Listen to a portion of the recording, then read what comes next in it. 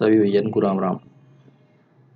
और आज C TET हो या रीट हो या कोई भी पात्रता हो या एच टेट हो या बिहार टेट हो या यूपी टेट हो या एमपी टेट हो, कोई भी परीक्षा हो जिसमें मनोविज्ञान का पेपर आता है, जो 30 क्वेश्चन होते हैं उनमें से फिक्स है फर्स्ट यूनिट में 4-5 सिद्धांत हैं। उनमें से 2-3 सिद्धांत खास हैं, जैसे जीन पियाजे का सिद्धांत हो गया, वाइगोत्स्की का सिद्धांत हो गया, विरोन का हो गया और इत्यादि। जैसे भी तो जैसे कुछ विशेष सिद्धांत है जीन पियाजे का सिद्धांत, ये प्रत्येक एग्जाम में 2 से 3 क्वेश्चन देता है। मिनिमम 2, मैक्सिमम 3 हो जाए 4 हो जाए, मतलब 6 नंबर का मैटर देके जाता है। मिनिमम 4, मैक्सिमम 6 नंबर तो देता ही देता है। तो आज हम इसी के बारे में चर्चा करते हैं। तो इससे पहले हम साइकोलॉजी की बात कर लेते हैं, उसमें क्या क्या आता है। जैसे फर्स्ट यूनिट है मनोविज्ञान। मनोविज्ञान में क्या है, बाल विकास फर्स्ट यूनिट आपकी। तो उसमें किस चीज़ का अध्ययन करेंगे हम, बाल विकास का इतिहास का अध्ययन करेंगे, अभिवृद्धि एवं विकास की प्रवासाओं का अध्ययन करेंगे, विकास में होने वाले परिवर्तनों का अध्ययन करेंगे, विकास के नियमों का अध्ययन करेंगे और विकास को प्रभावित करने वाले जो विभिन्न कारक हैं उनकी चर्चा करेंगे। फिर इसमें अवस्थाएं आती हैं, तो कौन कौन सी अवस्थाओं का अध्ययन करेंगे हम। इसमें गर्भावस्था का अध्ययन करेंगे, शैशवावस्था का अध्ययन करेंगे, बाल्यावस्था का अध्ययन करेंगे और किशोरावस्था का अध्ययन करेंगे। ठीक है भैया। फिर विकास के कुछ सिद्धांत आते हैं, जैसे मनोविश्लेषणात्मक सिद्धांत जो सिगमंड फ्राइड ने दिया था। कौन सा सिद्धांत, मनोविश्लेषणात्मक सिद्धांत जो सिगमंड फ्राइड ने दिया था। मनोलैंगिक विकास का सिद्धांत था। मनोविश्लेषणात्मक और मनोलैंगिक विकास सिद्धांत दोनों अलग अलग हैं। मनोलैंगिक विकास सिद्धांत सिगमंड फ्राइड ने दिया और मनोविश्लेषणात्मक सिद्धांत भी सिगमंड फ्राइड ने दिया। मनोसामाजिक विकास सिद्धांत दिया था, ये अलग है, ये दिया था एरिक्सन ने। किसने दिया, एरिक्सन ने। तो पारिस्थितिक परक सिद्धांत था, वो मैं कह रहा था अभी बता रहा था, यूरी फेनवेरेनर ने दिया था। संज्ञानात्मक विकास सिद्धांत जीन पियाजे ने दिया था, जिसकी अब हम चर्चा करेंगे। सामाजिक सांस्कृतिक सिद्धांत वाइगोत्स्की ने दिया था। नैतिक विकास सिद्धांत लॉरेंस कोहलबर्ग ने दिया था। नैतिक विकास का सिद्धांत जीन पियाजे ने दिया था और भाषा विकास सिद्धांत नाम चॉम्स्की ने दिया था। सामाजिक सांस्कृतिक सिद्धांत पता है वाइगोत्स्की ने दिया। इसमें से भी 2-3 क्वेश्चन आते ही हैं, मिनिमम 2 मैक्सिमम 3, यानी 2 सिद्धांत तो ये हो गया आपके 6 नंबर का, तो मैटर यहीं से हो गया। नैतिक विकास सिद्धांत और नैतिक विकास सिद्धांत 2 अलग अलग वैज्ञानिकों ने दिए थे, लॉरेंस कोहलबर्ग और जीन पियाजे ने। तो विकास के फिर पक्षों की बात करेंगे कि विकास के कौन कौन से पक्ष हैं। तो शारीरिक पक्ष, मानसिक पक्ष, सामाजिक पक्ष और संवेगात्मक पक्ष। कितने पक्ष हैं, 4 पक्ष हैं अपने। शारीरिक पक्ष की चर्चा करेंगे हम, मानसिक विकास पक्ष की चर्चा करेंगे, सामाजिक विकास पक्ष की चर्चा करेंगे और संवेगात्मक पक्ष की चर्चा करेंगे। अब हम करते हैं जीन पियाजे से शुरुआत, पहला सिद्धांत उठाते हैं इसमें। तो करें तो भाई शुरुआत। तो जीन पियाजे का सिद्धांत हेडिंग डालो, संज्ञानात्मक या ज्ञानात्मक का सिद्धांत कह सकते हैं इसको, या मानसिक विकास का सिद्धांत कह सकते हैं। जीन पियाजे का जन्म सन 1886 को स्विट्जरलैंड में हुआ था। वहाँ पे हुआ था, स्विट्जरलैंड में। पियाजे ने अपने संपूर्ण जीवन में मानव विकास का अध्ययन किया। अब जो जीन पियाजे हैं हमारे, इन्होंने अपने संपूर्ण जीवन में मानव विकास का अध्ययन किया। जीन पियाजे को मनोविकास के क्षेत्र में तृतीय शक्ति के रूप में जाना जाता है। किसके रूप में जानता है, तृतीय शक्ति के, साइकोलॉजी के क्षेत्र में जिसको तृतीय शक्ति के रूप में जाना जाता है। मुख्य बिंदु क्या है इसके, तो जीन पियाजे का सिद्धांत। जीन पियाजे के अनुसार बात करते हैं सिद्धांत कौन कौन से हैं, तो जीन पियाजे के अनुसार संज्ञानात्मक विकास सिद्धांत के स्तर, पियाजे की प्रमुख संकल्पना आ जाएंगी इसमें। पियाजे की मानसिक विकास की अवस्था होंगी, पियाजे के संज्ञानात्मक विकास के सिद्धांत होंगे, और ये शैक्षिक अनुप्रयोग क्या क्या है उसकी बात करेंगे हम। समझ रहे हो ना आप। तो अब बात करते हैं जीन पियाजे के संज्ञानात्मक विकास सिद्धांत की। तो सर्वप्रथम स्विट्जरलैंड के प्रसिद्ध मनोवैज्ञानिक सर्वप्रथम स्विट्जरलैंड के प्रसिद्ध मनोवैज्ञानिक जीन पियाजे थे, जिन्होंने संज्ञानात्मक पक्ष का क्रमबद्ध व वैज्ञानिक वितरण प्रस्तुत किया। इसने जीन पियाजे था जो स्विट्जरलैंड का प्रसिद्ध मनोवैज्ञानिक था, जिसने संज्ञानात्मक पक्ष का क्रमबद्ध वैज्ञानिक तरीके से अध्ययन किया था। संज्ञान प्राणी का वह ज्ञान होता है, संज्ञान प्राणी का वह ज्ञान होता है जिसे हम वातावरण, उद्दीपक जगत, बाह्य जगत के माध्यम से ग्रहण करते हैं। किससे करते हैं? उद्दीपक जगत से, वातावरण से, बाह्य जगत के माध्यम से ग्रहण करते हैं। बालक जैसे जैसे बड़ा होता है सुनो ध्यान से, बालक जैसे जैसे बड़ा होता है, वातावरण के साथ अंतःक्रिया की निरंतर प्रक्रिया द्वारा संज्ञान का विकास होता रहता है। जैसे बालक मान के चलो आप थे पहले 1 साल के, 2 साल के, 3 साल के, तो धीरे धीरे आप पहले 2 शब्द बोलते, फिर 4 बोलने लग गए, फिर तुम समझने लग गए धीरे धीरे। ऐसे ही आप अब 18-20 साल के हो गए तो आप पूर्ण जानकारी होगी, आप हर चीज़ के बारे में विस्तृत अध्ययन कर सकते हैं। तो ये थी, तो ये क्या है? एक अंत्यक्रिया की निरंतर प्रक्रिया है। संज्ञान के अंतर्गत हम किस किस की बात करेंगे? अवधान की बात करेंगे, स्मरण की बात करेंगे, अधिगम की बात करेंगे, कल्पना की बात करेंगे, चिंतन की बात करेंगे, निरीक्षण की बात करेंगे, वर्गीकरण की बात करेंगे। किस किस की? अवधान, स्मरण, अधिगम, कल्पना, चिंतन, निरीक्षण, वर्गीकरण, समस्या समाधान, संप्रतीकरण, प्रत्यक्षण आदि मानसिक क्रिया सम्मिलित होंगी इसमें, और ये क्रिया परस्पर अंतर संबंधित होती हैं। जीन पियाजे ने संज्ञानात्मक पक्ष पर बल देते हुए संज्ञानात्मक का सिद्धांत का प्रतिपादन किया था। जिस सिद्धांत को हम पढ़ने जा रहे हैं, इस पे जो जीन पियाजे थे हमारे प्रसिद्ध मनोवैज्ञानिक, इन्होंने अत्यधिक बल दिया था। इसलिए पियाजे को विकासात्मक मनोविज्ञान का जनक माना जाता है। तो विकासात्मक मनोविज्ञान के अंतर्गत शुरू से अंत तक, अर्थात गर्भावस्था से वृद्धावस्था तक होने वाले विकास का अध्ययन किया था जीन पियाजे ने। बाल विकास के अंतर्गत गर्भावस्था में, जिसमें गर्भावस्था में किशोरावस्था तक होने वाले विकास का अध्ययन किया था। विकास प्रारंभ होता है गर्भ से और कब तक चलता है? मृत्यु तक। संज्ञान विकास जन्म पश्चात अर्थात शिशुअवस्था से प्रारंभ होकर जीवन पर्यंत चलता रहता है। अब इसकी अवस्थाओं की बात कर लें तो इसने क्या है? 4 अवस्था दी थी। कितनी अवस्था दी थी? 4 अवस्था दी थी। तो पहली अवस्था थी, हेडिंग डालें, संवेदी पेशीय अवस्था या फिर इंद्रिय जनित अवस्था। इसको इंग्लिश में बोलते हैं सेंसरी मोटर स्टेज। क्या बोलते हैं? Sensory motor stage. इसकी जो आयु होती है बालकों में वो होती है 0 से 2 वर्ष। जो जीन पियाजे ने इसकी आयु मानी है वो है 0 से 2 वर्ष। जन्म के, अब देखो इसके अंदर, जन्म के समय शिशु बाह्य जगत के प्रति अनभिज्ञ होता है। जन्म के समय शिशु बाह्य जगत के प्रति अनभिज्ञ होता है। उसको वातावरण, जगत, ब्रह्मांड की कोई जानकारी नहीं होती है। लेकिन धीरे धीरे आयु वृद्धि के साथ साथ, क्या? धीरे धीरे आयु वृद्धि के साथ साथ अपनी संवेदनाओं तथा, यानी संवेदनाओं का अर्थ है ज्ञान इंद्रियों से लेके, तथा शारीरिक क्रियाओं के माध्यम से वातावरण का ज्ञान ग्रहण किया जाता है। तो इसको नॉलेज होने लग जाती है बच्चे को। शिशु वस्तुओं को देखकर, सुनकर, स्पर्श करके, गंध के द्वारा तथा स्वाद के माध्यम से ज्ञान ग्रहण करता है। जो ये अवस्था है जिसमें बच्चे की एक खास बात है, क्या है? देखकर, सुनकर, स्पर्श करके, गंध के द्वारा, स्वाद के माध्यम से ज्ञान ग्रहण करता है। और इसके बारे में बात करते हैं हम। ज्ञानेंद्रियां सीखने का द्वार होती हैं। बच्चा इसमें ज्ञानेंद्रियों के द्वारा सीखता है और ज्ञानेंद्रियां सीखने का द्वार होती हैं।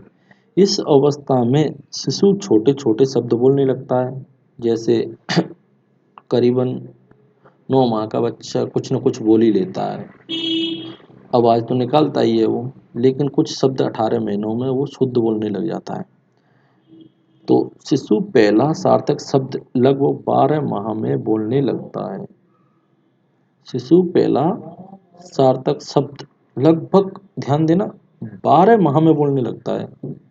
जैसे परिचितों का मुस्कान के साथ स्वागत करता है तथा अपरिचितों को देखकर भय प्रदर्शन करता है। चलो भैया, तुम्हारे घर कोई मेहमान आए, तुम्हारे यहाँ छोटा बच्चा है, उसको देख के अगर उसको जानता होगा तो वो खुश होगा, स्माइल फेंकेगा। जैसे आप उसके परिचित हो, आपको जानता है तो आपके प्रति स्माइल फेंकेगा। लेकिन अगर आपको नहीं जानता है तो आपसे तो डर ही खाएगा ना, वही तो खाएगा। तो इस अवस्था के प्रारंभ में, कौन सी अवस्था के प्रारंभ में, जो आपकी सेंसरी मोटर स्टेज है, इसके प्रारंभ में वस्तु स्थायित्व का अभाव पाया जाता है। किसका पाया जाता है? वस्तु स्थायित्व का अभाव पाया जाता है। इसी अवस्था के अंत में वस्तु स्थायित्व का भाव जागृत हो जाता है। पहले तो जानता नहीं है, फिर उसके बाद जानने लग जाता है। जैसे शुरू में जन्म से लेके 5, 6, 10 महीने तक तो कुछ नहीं जानता, लेकिन लास्ट इसकी आयु रखिए 2 वर्ष, तो 2 वर्ष तक तो बच्चे जानने पहचानने लग जाता है। तो अर्थात वस्तु स्थायित्व प्रदर्शन होने लगता है, अर्थात छिपी हुई वस्तुओं को ढूंढ निकालता है। जैसे हम कोई वस्तु है उसको छुपाएंगे तो पहले तो नहीं जानता उसके बारे में, लेकिन उसको वो ढूंढ के लाएगा। चलो हमने कोई चॉकलेट लेके आए बच्चे को, उसको पता है ये खाने की चीज़ है, हम उसको छुपा के रखेंगे तो वो उसको ढूंढ ही लेगा। अब बात करते हैं इस अवस्था को क्या कहते हैं। लास्ट एक पॉइंट है इस अवस्था के बारे में, तो इस अवस्था को खोजी अवस्था भी कहा जाता है। इस अवस्था को क्या कहा जाता है? खोजी अवस्था भी कहा जाता है। तो अब दूसरी अवस्था है, आई या नहीं आई समझ में? फर्स्ट अवस्था, तो पहली बात इसमें यह है कि पहला सार्थक शब्द कब बोलने लगता है? 12 माह में। और ज्ञानेंद्रिय सीखने का द्वार होती है। विशेष बातें, शिशु छोटे छोटे शब्द बोलने लग जाता है। और इसमें क्या है, इस अवस्था को खोजी अवस्था भी कहा जाता है। एक बार रिवाइज कर रहा हूँ इसका। तो शिशु वस्तुओं को देखकर, सुनकर, स्पर्श कर गंध के द्वारा, स्वाद के माध्यम से ज्ञान ग्रहण करता है इस अवस्था में। अब दूसरी अवस्था डालो, नंबर 2, अवस्था नंबर 2। तो पूर्व संक्रियात्मक अवस्था क्या लिखनी है हेडिंग? पूर्व संक्रियात्मक अवस्था, जिसकी आयु 2 से 7 वर्ष मानी गई है। इसको इंग्लिश में कहते हैं प्री ऑपरेशनल स्टेज, यानी पूर्व संक्रियात्मक अवस्था, प्री ऑपरेशनल स्टेज। इस अवस्था को 2 भागों में बांटा गया है। जीन पियाजे ने इसको 2 भागों में बांटा गया था। इस अवस्था को प्राक संप्रायतक अवधि और अंतर्देशीय, यानी अंतर्ज्ञान अवधि। प्राक संप्रायत्मक की जो आयु रखी थी वो थी 2 से 4 वर्ष, और अंतर्देशीय की रखी 4 से 7 वर्ष। अब प्राक संप्रायत्मक एडम डालो, इसके अंदर अनुकरण होता है। क्या होता है? अनुकरण होता है। प्रतिमूर्ति निर्माण होता है, यानी प्रतिबिंब रचना बनती है, पहचानने लग जाता है।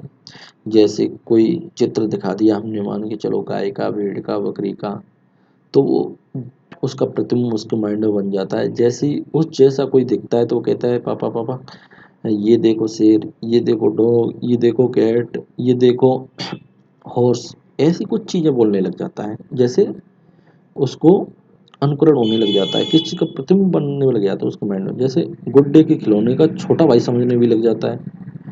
जो खिलौना होता है गुड्डे का, वो अपना छोटा भाई समझने लग जाता है। इसमें जीव बात, एनिमिज्म है। जीव बात निर्जीव वस्तुओं पर सजीव चिंतन होता है, जिसे जीव बात कहते हैं। जैसे बालक द्वारा यह कहना कि आज सूरज बड़ा उदास है, इसका उदाहरण मान लो। एक आत्म केंद्रित या स्वकेंद्रित या हिमवादी या ईगोसेंट्रिज्म। अब इसके अंदर क्या होता है, बालक केवल स्वयं की बातें करता है। बालक क्या बात करता है? अपने खुद की स्वयं की बातें करता रहता है इसके अंदर, तथा दूसरों को कम महत्व देता है। आत्म केंद्रित बालक होगा, स्वकेंद्रित बालक होगा तो अपनी बातों पर सबसे ज्यादा ध्यान देगा और दूसरों को कम महत्व देगा। चाहे आप उसके पास बैठे हो, आप उसके अभिभावक हो, आप उसके भाई हो या फादर हो या मदर हो, लेकिन वो तो अपनी मस्ती में मस्त है, तो वो तो अपनी बातों पर ही ध्यान देगा। तो बालक अपने तथा दूसरे के नजरिए में अंतर करने में असमर्थ रहता है। आप उसको लाख समझा लो वो नहीं समझ पाएगा, लेकिन क्योंकि उसमें वो इस चीज का अभाव है कि वो तुम्हारे और अपने विचारों में अंतर नहीं कर पाता है। अब इसकी जो दूसरी अवस्था है अंतर्देशीय अंतर, जिसको अंतर्ज्ञान बोलते हैं, जिसका आयु काल 4 से 7 वर्ष माना गया है। लिख ली? तो इसकी बात करते हैं हम। आप तो इसको एक कहानी के रूप में सुन लो। अरे भाई मैं ये कहता हूँ आपको याद नहीं, 100% याद होगा, आपने पढ़ तो रखा है, ये तो रिवीजन के लिए मानो। अंतर्देशी या अंतर्ज्ञान, जिसकी आयु 4 से 7 वर्ष। इस अवस्था में बालक अपने अंदर उठे सभी प्रश्नों के जवाब जानना चाहता है। अब भाई उसकी आयु 4 वर्ष की हो गई। अब आजकल हम 2, 3 या 4 वर्ष के बालक को स्कूल में पटक देते हैं, केजी, यूकेजी, एलकेजी में पढ़ता रहता है, तो उसके मन में भी तो सवाल आते ही हैं, तो उसको जानने की इच्छा होती है। प्रश्न पूछने की अवस्था भी कहा जाता है इस अवस्था को। इस अवस्था में शिशु अक्षर लिखना सीख जाता है, गिनती गिनगिनाना सीख जाता है, जैसे 1 2 3 4 फिर भूल जाएगा, फिर 10 11 12 ऐसे गिनगिनाने लग जाता है।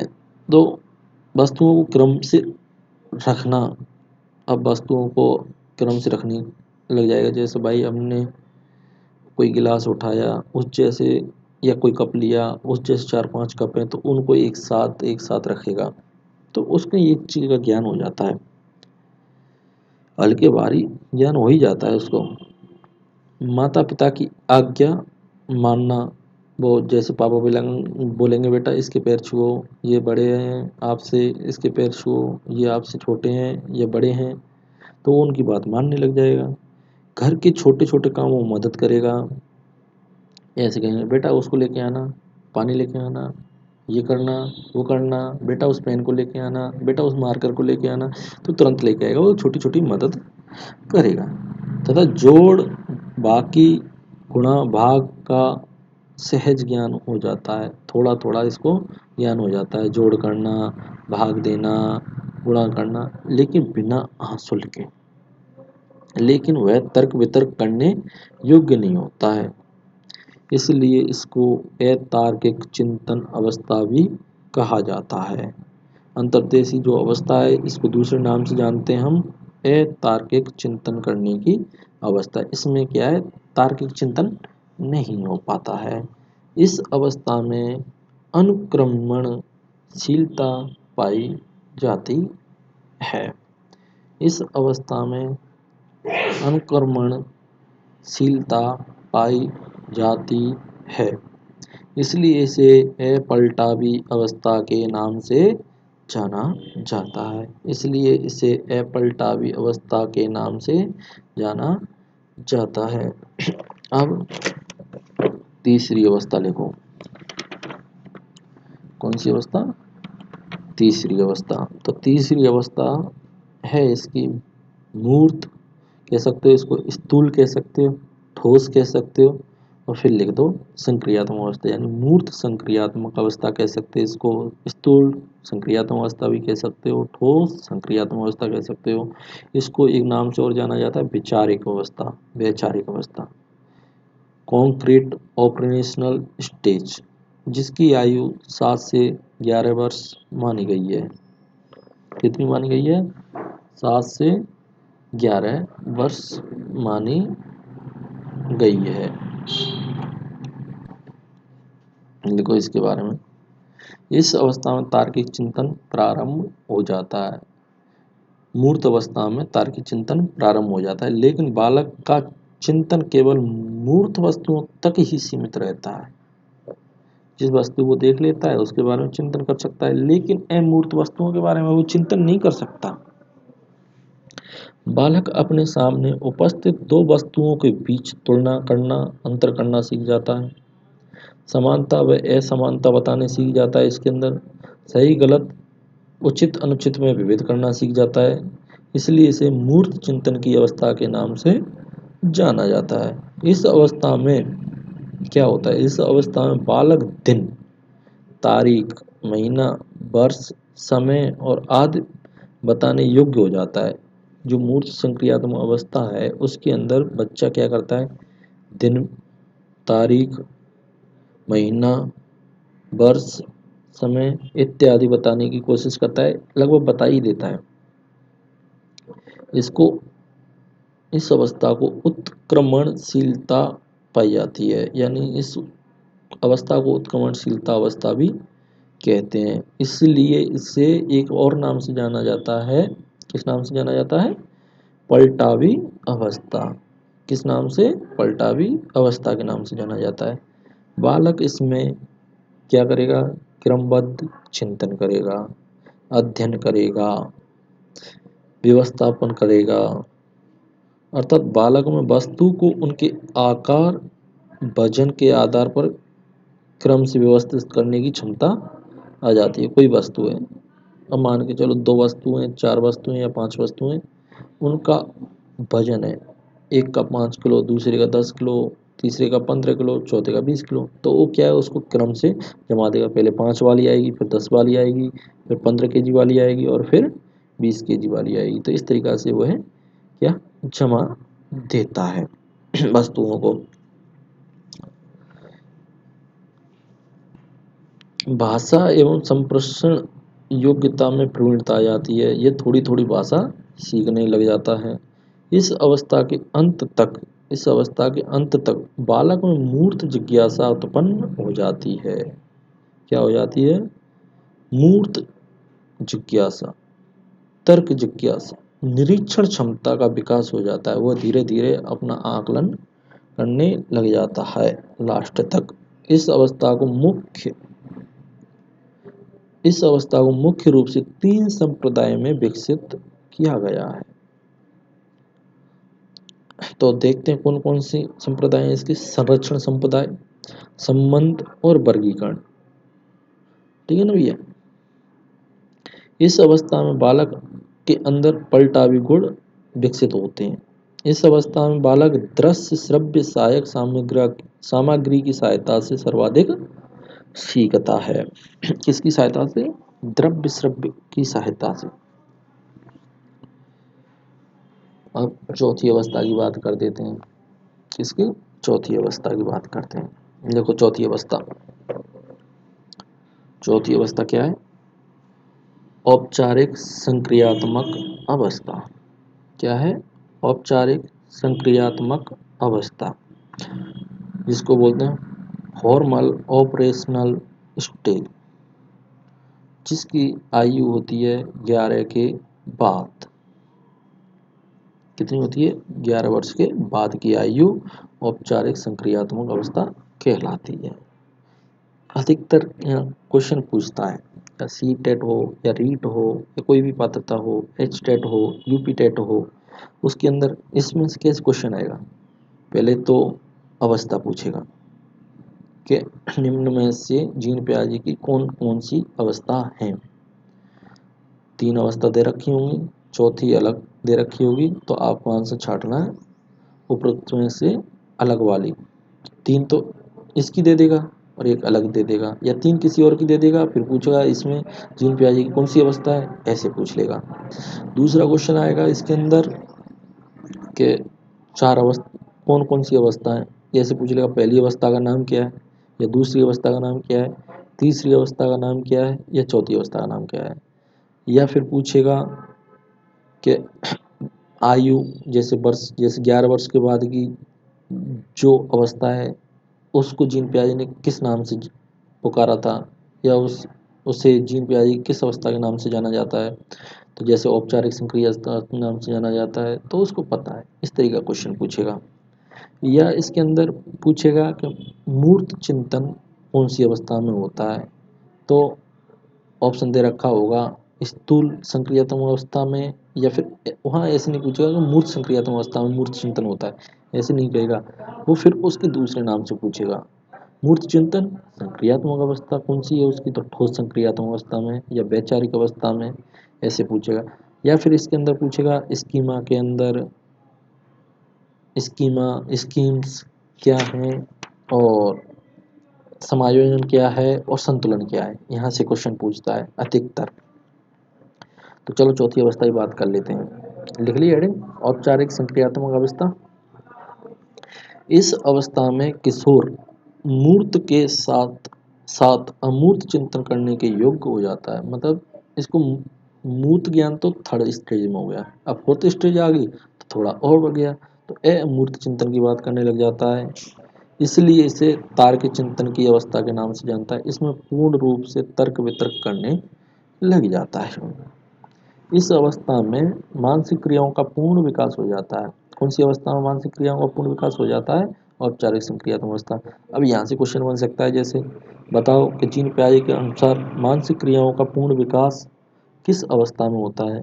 तो वहाँ ऑप्शन देगा आपको sensory motor sensory motor organs में, संवेदी कोशिकाओं में, संवेदी पेशी अवस्था में, या इंद्रजनित अवस्था में, पहला ऑप्शन। फिर पूर्व संक्रियात्मक दूसरा ऑप्शन होगा उसका, फिर मूत्र संक्रियात्मक अवस्था तीसरा ऑप्शन होगा, फिर चौथी अवस्था होगी उसकी फॉर्मल संक्रियात्मक अवस्था के नाम से पूछ लेगा या औपचारिक के नाम से पूछेगा। तो अपना ऑप्शन होगा 4 नंबर, है ना, औपचारिक संक्रियात्मक अवस्था। तो फिर लिखो इसके आगे, किशोरों के चिंतन के वस्तुनिष्ठ किशोरों किशोरों के चिंतन के वस्तुनिष्ठ तथा वास्तविकता की भूमिका बढ़ जाती है। चिंतन की वस्तुनिष्ठ प्रश्नों की वास्तविकता भूमिका बढ़ जाती है, मतलब इसको थोड़े थोड़े अंतर करना सीख जाता है, सोचने लग जाता है। अब है एक चीज लिखो, परकलाप परकल्पनात्मक निगनात्मक तर्कना पाई जाती है इसके अंदर। ये परकल्पना करने लग जाता है, निगनात्मक तर्कना पाई जाती है इसके अंदर। अर्थात किशोर समस्या उत्पन्न पर तर्कपूर्ण व क्रमबद्ध विचार करते हैं, समस्या का समाधान खुद ही ढूंढते हैं इसमें। ठीक है, ये अवस्था है औपचारिक अवस्था, जिसमें बच्चा होता है जो अपनी समस्याओं का समाधान तर्कपूर्ण व क्रमबद्ध अध्ययन से खुद ही यानी स्वयं ही समस्या का समाधान ढूंढता है। इस अवस्था को अमूर्त संक्रियात्मक स्टेज या वैज्ञानिक संक्रियात्मक स्टेज या तार्किक संक्रियात्मक स्टेज के नाम से भी जाना जाता है। तो जीन पियाजे, अब कुछ महत्वपूर्ण बातें इसकी जो शिक्षा के क्षेत्र में योगदान रहा है जीन पियाजे का। तो क्या क्या योगदान रहा है, अब यहाँ से क्वेश्चन आ सकता है, एक क्वेश्चन अगर बनेगा तो जीन पियाजे ने संज्ञानात्मक विकास सिद्धांत का प्रतिपादन किया था। जीन पियाजे ने किस सिद्धांत का प्रतिपादन किया था? तो संज्ञानात्मक विकास सिद्धांत का प्रतिपादन किया था। और इस सिद्धांत को, यह सिद्धांत कैसा था? बाल केंद्रित शिक्षा पर बल दिया था। जीन पियाजे ने किस पर बल दिया था? बाल केंद्रित शिक्षा पर बल दिया था। यह सिद्धांत कैसा है? बाल केंद्रित है, ना कि शिक्षक केंद्रित है। जीन पियाजे ने शिक्षण में शिक्षक की भूमिका को महत्वपूर्ण बताते हुए कहा कि शिक्षक को बालक की समस्या का निदान करना चाहिए, बालकों के अधिगम के लिए उचित वातावरण तैयार करना चाहिए। क्या कहा था? जब तक वातावरण उचित नहीं होगा तो बच्चा पढ़ेगा कैसे? अनुशासन होना चाहिए मतलब। फिर इन्होंने बात कही थी, जीन पियाजे ने बुद्धि को जीव विज्ञान के स्कीमा की भांति बदलाकर बुद्धि को एक नवीन व्याख्या प्रस्तुत की। अब जीन पियाजे ने शिक्षा के क्षेत्र में नवीन शब्दों का प्रयोग कर एक महत्वपूर्ण योगदान दिया, वो था अपना स्कीमा। स्कीमा, अब वातावरण द्वारा, स्कीमा क्या चीज है? वातावरण द्वारा अर्जित संपूर्ण ज्ञान का संगठन ही स्कीमा है। जो वातावरण से ग्रहण करते हैं, जो संपूर्ण ज्ञान है उसका संगठन ही स्कीमा है। ठीक है भैया, अब बात करते हैं अनुकूलन की। अनुकूलन को 3 क्रियाओं में बांट दिया था इन्होंने। क्या क्या? आत्मीकरण, समंजन और संतुलन।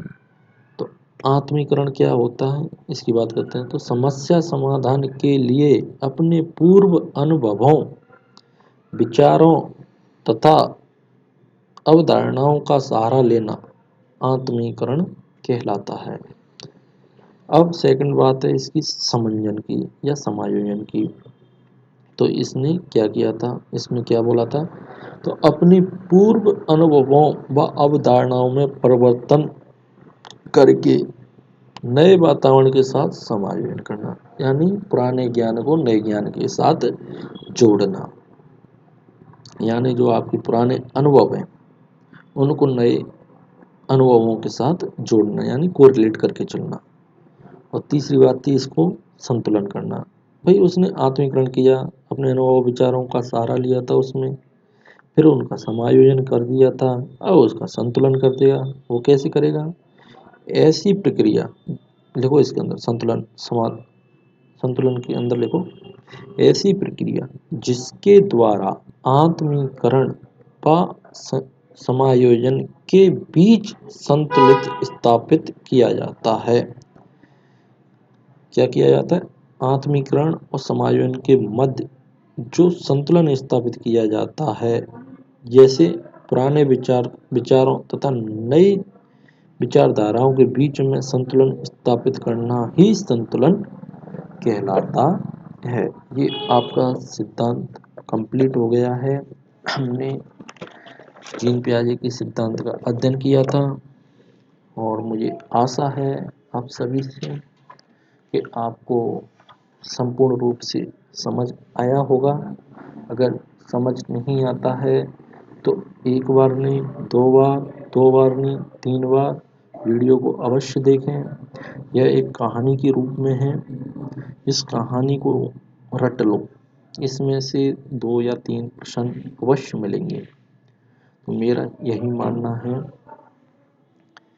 कि एक कहानी की तरह इसको रट जाओ, इसमें से 3 क्वेश्चन संभव है, 2 तो मिलेंगे ही मिलेंगे हैं। और मैं मानता हूँ कि मैं आपको आने वाले सिद्धांत भी इसी कहानी के रूप में व्याख्यान करूँगा,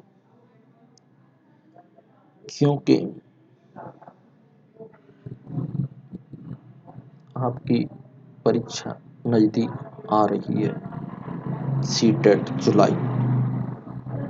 आपके पास 2 माह हैं, मई जून, जुलाई में आपकी परीक्षा है। तो मैं चाहता हूँ कि कहानियों के रूप में बनाकर प्रत्येक सिद्धांत को आपके सामने प्रस्तुत करूं। तो ध्यान रखो, आप अधिक से अधिक इस चैनल से जुड़ें, चैनल को सब्सक्राइब करें, लाइक करें। और मुझे उम्मीद है और आपसे आशा भी है कि आप इस बार मेरी क्लास देखकर, यानी एक कहानी के रूप में देखकर अपनी परीक्षा उज्ज्वल तरीके से अपने लक्ष्य को अवश्य भेदोगे। यानी इस बार आप अपनी सीटेट परीक्षा 2024 जुलाई को सफल बनाओगे। धन्यवाद। और आगे वाला सिद्धांत आएगा, जो आएगा बायकोत्स्की के ऊपर, किसके ऊपर, बायकोत्स्की के ऊपर। ध्यान दें,